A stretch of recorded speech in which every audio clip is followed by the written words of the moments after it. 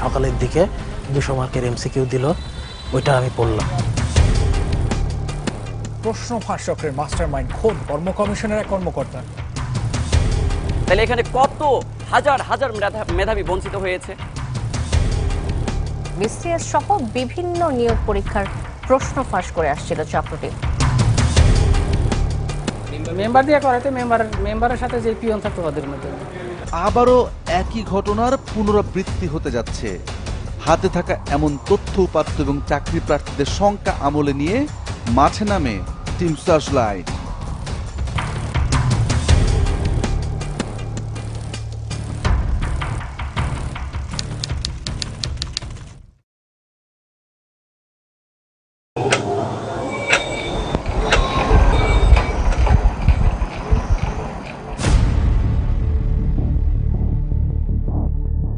উদ্বেগ, উৎকণ্ঠা, চাকরির পরীক্ষার তীব্র প্রতিযোগিতায় নিজেকে প্রস্তুত করতে লাখো বেকারের শেষ ভরসা কঠোর পরিশ্রম আর অধ্যাবসায়।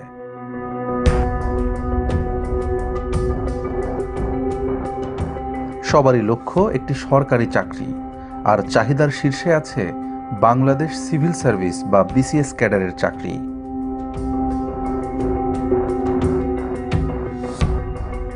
তবে স্বপ্নের এই চাকরি খুব সহজে ধরা দেয় না। যারা সেটি পায় তাদের অনেক পরিশ্রম আর সাধনার ভেতর দিয়ে যেতে হয়, কেননা একটি পদের জন্য লড়েন শতাধিক প্রার্থী। আমি বিসিএস ক্যাডার অবশ্যই হব, এই জন্য আমি সেই ফার্স্ট ইয়ার থেকে কিন্তু পড়াশোনা শুরু করলাম। মাশাআল্লাহ, আমি 33তম বিসিএসে ভাইবাও দিলাম। ভাইবা দেওয়ার পরে মানে আমি একটা প্রত্যাশাই করেছিলাম যে আমি পুলিশ ক্যাডার পাবো। আমার ফার্স্ট চান্স কিন্তু পুলিশ দেওয়া ছিল, কিন্তু আমার সে ক্যাডার তো পেলামই না। এবার চিন্তা করলাম যে একটা নন ক্যাডার আসবে, সে নন ক্যাডার পেলাম না। এই নাসির উদ্দিনকে দেখুন, বিসিএস ক্যাডার হওয়ার স্বপ্ন পূরণে কি না করেছেন। রাতের পর রাত জেগে পড়েছেন, কোচিং সেন্টারে দৌড়েছেন, এমনকি বিশ্ববিদ্যালয়ের পড়াও ঠিকমতো করেননি। সব মিলিয়ে আমি শতাধিক কিন্তু চাকরি পরীক্ষা অ্যাপ্লাই করেছি, পরীক্ষা দিয়েছি। এর ভিতরে আমি কিন্তু 19টার মতো ভাইবাই দিয়েছি বিভিন্ন সরকারি মন্ত্রণালয় অধিদপ্তরে, কিন্তু আমি কি একটা চাকরি পাওয়ার মতো যোগ্য ছিলাম না? এমন হাজারো স্বপ্নভঙ্গের গল্প আছে হতাশার ডামাডোল, দুশ্চিন্তা। তবে চাকরি প্রার্থীদের কেউ কেউ এই পরিশ্রমের পথে হাঁটেন না। মেধার পরখে না গিয়ে তারা বেছে নেন সাফল্যের শর্টকাট, অনৈতিক পন্থা। বিসিএস পরীক্ষার সেই অনৈতিক পথের সন্ধানে টিম সার্চলাইট। এই যাত্রায় আমরা এমন এক ব্যক্তির খোঁজ পেয়েছি যিনি অন্ধকার ওই পথের অলিগলি যেমন চেনেন, তেমনি জানেন কারা তার নেপথ্য কুশীলব। এবং জনপ্রতি 8 থেকে 10 লক্ষ টাকা করে নেয়। এটা কি আপনার সাথে আপনার সামনেই হয়েছিল এটা? জি জি জি। এবং 4টা মেয়ে আমার দিকে আমাকে দিয়েছিলেন ওনার ভাইরা, ডাকনাম কামরুল সাকিব, ওনার ভাইরার বাসায় রেখে আসার জন্য। দেশের সর্বোচ্চ চাকরির পরীক্ষায় এমন জালিয়াতির খবর চমকে ওঠার মতোই। প্রশ্ন ফাঁসের অনেক ঘটনাই উদ্ঘাটন করেছি, তারপরও বিস্ময় কাটে না। পিএসসির এই নন ক্যাডারগুলোই করতো, আর আগে বলতো আগে 4-5টা বিসিএস ক্যাডার বানাইছি, তারপর থেকে নন ক্যাডারের দিকে ঝুঁকে পড়ে, রাজস্ব, এটিও এসব। তারপরে পিএসসির একটা কাজ করে সিনিয়র স্টাফ নার্স, এটার অনেকগুলো প্রায় 20-25টা চাকরি হয় ওনার মাধ্যমে। বিসিএস পরীক্ষায় প্রশ্ন ফাঁসের যে সূত্র পাওয়া গেল সেটি চমকপ্রদ হলেও একেবারেই অমূলক নয়। পূর্বের অনিয়মগুলোয় নজর দিলে এটি স্পষ্ট হয়। আলোচিত এই পরীক্ষা ঘিরে নানা সময় প্রশ্ন ফাঁস, ডিজিটাল ডিভাইস জালিয়াতি, এমনকি মৌখিক পরীক্ষায় অনিয়মের অভিযোগও উঠেছে। এ যেন সর্ষের ভেতরে ভূত। এবার ফাঁস হলো সরকারি কর্ম কমিশন পিএসসির নিয়োগ পরীক্ষার প্রশ্ন আর প্রশ্ন ফাঁস চক্রের মাস্টারমাইন্ড খোদ কর্ম কমিশনের এক কর্মকর্তা। গেল শুক্রবার অনুষ্ঠিত রেলওয়ের নিয়োগ পরীক্ষায় প্রশ্নপত্র ফাঁসের ঘটনা আমাদের সংশয়কে ঘনীভূত করেছে। কিন্তু তাই বলে বিসিএস পরীক্ষাতে সত্যিই কি প্রশ্ন ফাঁস সম্ভব? বিসিএস সহ সরকারি কর্ম কমিশন পিএসসির নিয়োগ পরীক্ষায় আদৌ প্রশ্ন ফাঁস হয় কিনা, হলে কারা সেই প্রশ্ন ফাঁস করে, এসব প্রশ্নের উত্তর খুঁজতে চাই আমরা। তবে তার আগে ফিরতে হবে রেলওয়ের নিয়োগ পরীক্ষার প্রশ্ন ফাঁসের ঘটনায়, কেননা ওখানেই লুকিয়ে আছে অনেক সূত্র। চ্যানেল 24-এ প্রশ্ন ফাঁসের খবর প্রচারের পর চক্রের 17 সদস্য গ্রেপ্তার হয়েছেন সিআইডির হাতে। পিএসসির গাড়ি চালক আবেদ আলী তাদের একজন। আর বিভিন্ন সময় বিভিন্ন বিসিএস এর ভাইভাতে তদবির করতাম স্যাররা দিয়ে। 33 আছে 3টা, আর 27 ছিল 2টা। মেম্বার দিয়ে করাতে মেম্বারের সাথে যে পিয়ন থাকতো ওদের মাধ্যমে। অকপট নিজের অপরাধের কথা স্বীকার করেছেন তিনি, জানালেন এই গুরুত্বপূর্ণ তথ্য। বিজেপির সবচেয়ে অসাধু প্রশ্ন ফাঁসকারী আছে, সবসময় প্রশ্ন ফাঁস করে আসছে। একসময় আবেদ আলীর শিষ্য ছিলেন, কিন্তু কালের পরিক্রমায় এখন নিজেই প্রশ্ন ফাঁস করতে পারেন সাজেদুল। 46টা আমি পুরোপুরি জানি মানে যে করছে, আর 45টা হয়েছে এটা শুনছি। 46টা কিভাবে জানেন? কি কতজন লোক দিলেন আপনি? 46টা জানি হলো যে আবু সালমান সোহেল ও আমাকে মানে নক করছিল, নক করার পর আমি তাকে 17 জন লোক দিচ্ছিলাম। আমাদের সূত্রের সাথে সাজেদুলের বক্তব্য মিলে যাচ্ছে। তবে কি সত্যি ফাঁস হয়েছে সর্বশেষ 2টি বিসিএস এর প্রশ্নপত্র? আমরা এর হিসাব মিলাবো বিরতির পর।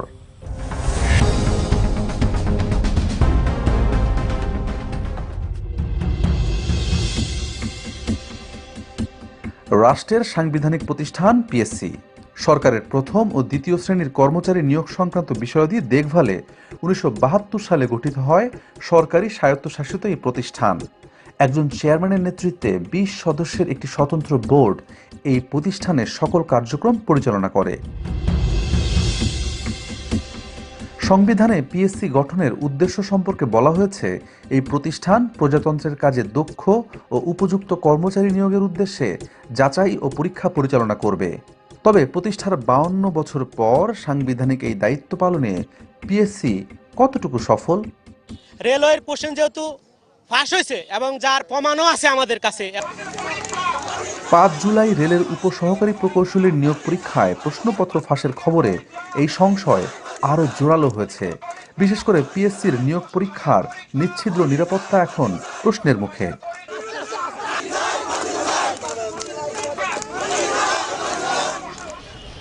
কিন্তু এই নিরাপত্তা ঝুঁকি কি বিসিএস এর মতো মর্যাদাপূর্ণ চাকরির পরীক্ষাতেও রয়েছে? আদৌ কি বিসিএস পরীক্ষার প্রশ্নপত্র ফাঁস করা সম্ভব? পাবলিক সার্ভিস কমিশনের যে রুমটাতে প্রশ্নপত্র প্রণয়ন থেকে শুরু করে প্রশ্নপত্র সংক্রান্ত ডিসকাশনটা করা হয়, মেম্বার ইচ্ছে করলে ঢুকতে পারে না। পাবলিক সার্ভিস কমিশন মেম্বার বা চেয়ারম্যান সাহেব ইচ্ছা করলেও ঢুকতে পারেন না, তাকে ঢুকতে হয় আরও একজনকে সাথে নিয়ে।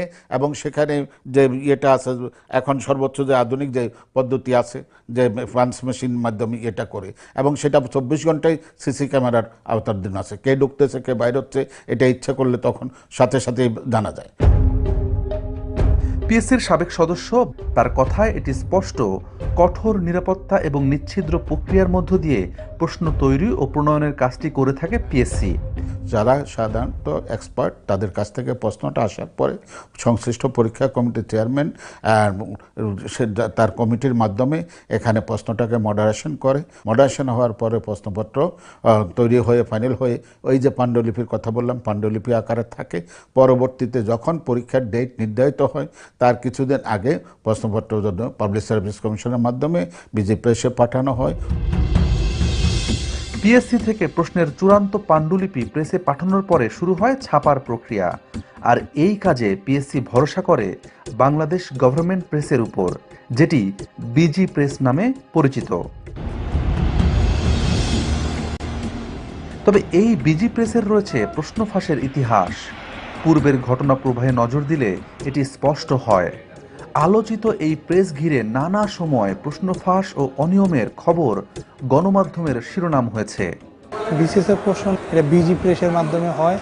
এরা বিজি প্রেসের একটা যে কাজ করে ওরা করে, যেমন বিজি প্রেসের ওরা ওদের সাথে বাইরের লিঙ্ক আছে, ওই লিঙ্কে ওরা করে। পিএসসির কর্মচারী সাজেদুল ইসলামের কথায়ও একই ইঙ্গিত রয়েছে। দীর্ঘদিন ধরে বিসিএস এর প্রশ্ন ফাঁসকারী বাইরের এই চক্রটির খোঁজ পেয়েছে টিম সার্চলাইট। বিসিএস সহ সরকারি নিয়োগ পরীক্ষায় প্রশ্ন ফাঁসের ঘটনায় বারবার এই চক্রটির নামই উঠে এসেছে, যাদের মাধ্যমে প্রশ্ন পেত আবেদ আলীরা। আর এই চক্রে বিজি প্রেসের সাবেক কর্মচারী এটিএম গোলাম মোস্তফার যোগসাজশ রয়েছে।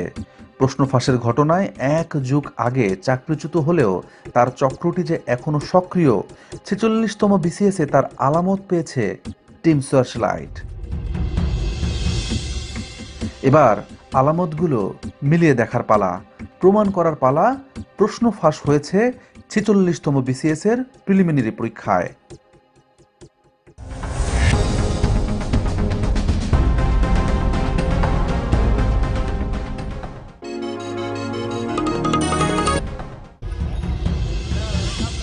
ছেচল্লিশতম বিসিএস এর 3140টি পদের জন্য গত বছর বিজ্ঞপ্তি প্রকাশ করে পিএসসি।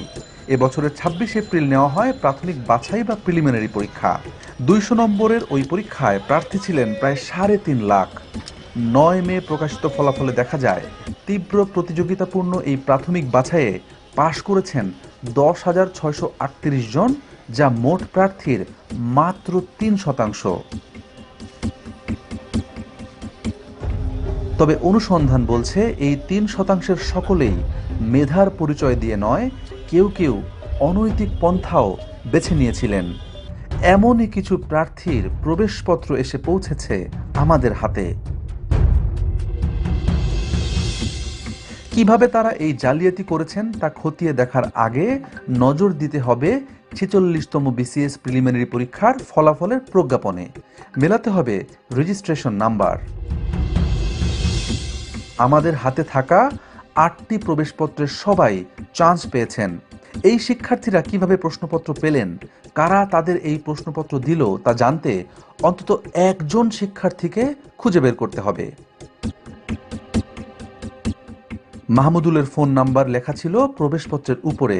সেই সূত্রে খোঁজ পাওয়া গেল সে ঢাকা বিশ্ববিদ্যালয়ের প্রাক্তন শিক্ষার্থী। মাহমুদুলের ঠিকানা সহ আরও বিস্তারিত তথ্য পেতে যেতে হবে ঢাকা বিশ্ববিদ্যালয়ের ভর্তি অফিসে।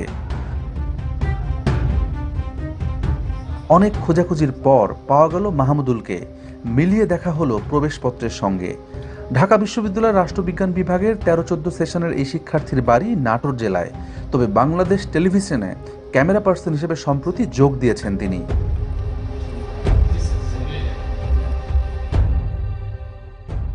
শুরুতে ক্যামেরায় মুখ দেখাতে না চাইলেও এক পর্যায়ে কথা বলতে রাজি হলেন তিনি।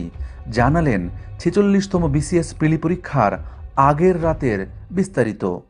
46 বিসিএসের প্রশ্ন সাজুদুল ইসলাম সাজু আমাকে মোহাম্মদপুরে পাঠালো। মোহাম্মদপুর থেকে আমাকে একটা বাসায় নিয়ে গেল। বাসায় নিয়ে যাওয়ার পরে ওখানে আমাকে সকালের দিকে 200 মার্কের এমসিকিউ দিল।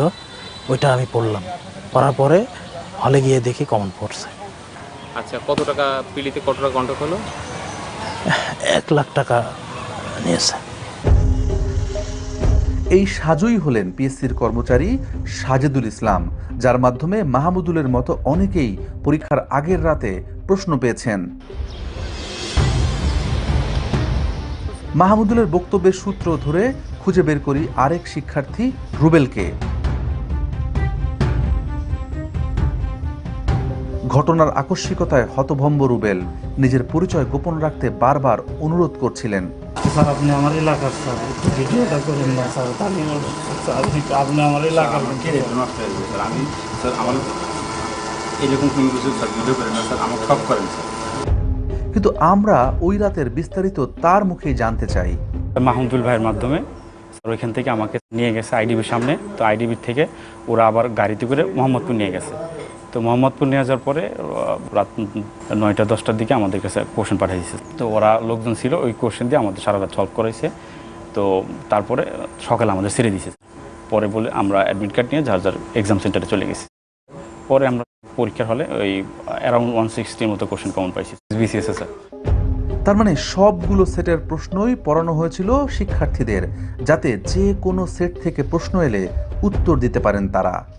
কতগুলো কোশ্চেন পড়াইলো? 1000 প্লাস স্যার, 1100-1200 মতো স্যার। সব যত যেগুলো সেট হয় সব সেটই পড়াইছে স্যার? ওইখানে সেটমেট কিছু লেখা ছিল না স্যার। আচ্ছা, কি হাতে লেখা ছিল না? না, প্রিন্ট করাই ছিল, বাট ওইখানেও জাস্ট খালি কোশ্চেনগুলো ছিল, আর কোনো কিছু ছিল না। আমার সাথে 2 লাখ টাকা কন্ট্যাক্ট হয়েছিল, পরে আমাকে নিয়ে গেছিল। আমার ওই রুমে স্যার 8-9 জন স্যার। ওই বাসায় কতজন? ওই বাসায় স্যার 100 জনের মতো স্যার। চুক্তিবদ্ধ শিক্ষার্থীদের প্রশ্ন পড়ানোর একটি গোপন বুথেই খোঁজ মিলল শতাধিক শিক্ষার্থীর। সে রাতে এমন কত বুথ স্থাপন করেছিল চক্রটি, তার সঠিক সংখ্যা আমাদের অজানা। মাহমুদুল ও রুবেলের মতো আরও 6 শিক্ষার্থীর নাম পরিচয় নিশ্চিত হয়েছে টিম সার্চলাইট, যারা প্রশ্ন পেয়েছিলেন। শুধু কি প্রিলির প্রশ্নই ফাঁস হয়? প্রিলিমিনারির 4 সেট তারা পাইতো, লিখিতরও 4 সেটই তারা পাইতো, এবং পড়াশোনা সারা রাত পড়াশোনা করে সকালবেলা পরীক্ষা দিত। বিশেষ পরীক্ষার আগে, বিশেষ করে 33তম এবং 34তম বিশেষ পরীক্ষার আগে নোমান সিদ্দিকী ক্যান্ডিডেট জোগাড় করতেন। জোগাড় করে পরীক্ষার আগের রাতে একটি নির্দিষ্ট জায়গায় রাখতেন, মিরপুর 10 নম্বরে, যেটাকে বলতো বুথ। ওখানে সব ক্যান্ডিডেটকে জড়ো করে রাখতেন, 20-25 জনকে। রাত 1:30, 2টা কিংবা 3টার দিকে পিএসসির বহিষ্কৃত কর্মচারী খলিল এসে হাতে লেখা কাগজে প্রশ্ন দিয়ে যেতেন, আর সেই প্রশ্নগুলোই এই ক্যান্ডিডেটগুলো সারা রাত ধরে পড়াশোনা করে সকালবেলা পরীক্ষা দিত।